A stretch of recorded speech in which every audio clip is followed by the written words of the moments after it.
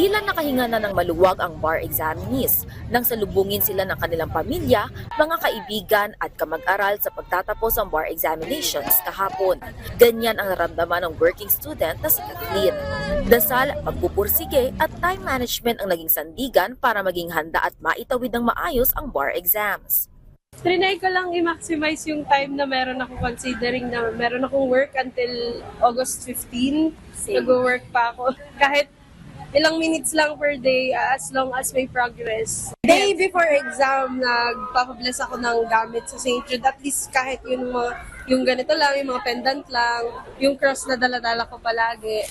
At least lang para may guidance ka na. Pangarap at pamilya naman ang naging inspirasyon ni Donavel Manalo. Mas kumpiyansa siya ngayong maipasa ang pagsusulit sa ikalawang pagkakataon. Siyempre yung family natin, tsaka yung institution or yung mga tao kung kumbaga, bakit ba gusto natin maging lawyer, diba? So, para makatulong din tayo in the future sa mga tao.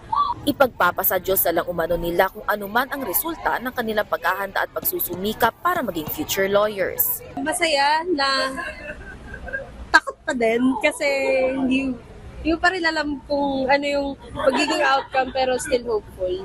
Masaya, makatulog kami ng ayan. Ayun, masaya kami pero super pagod the past few months kasi sobrang nakakapagod talaga. Pero sabi nga, masaya kami kasi tapos na, but syempre hindi tayo certain kung ano yung magiging result. Pero we're hopeful and we'll just Tuloy lang ang prayers. yes. They will be done.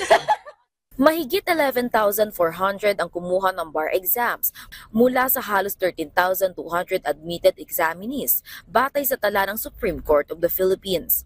Kabilang dito ang 241 persons with disabilities at 206 senior citizens. Ito na ang pinakamataas sa bilang ng bar exam taker sa kasaysayan ng Philippine Bar. Nakapagtala ng pinakamataas sa populasyon ng first-time local testing center na New Era University sa Metro Manila na may mahigit 1,600 examinees. Sinundan ito ng University of San Jose Recolecto sa Cebu at St. Louis University sa Baguio na parehong may mahigit 1,200 bar exam takers.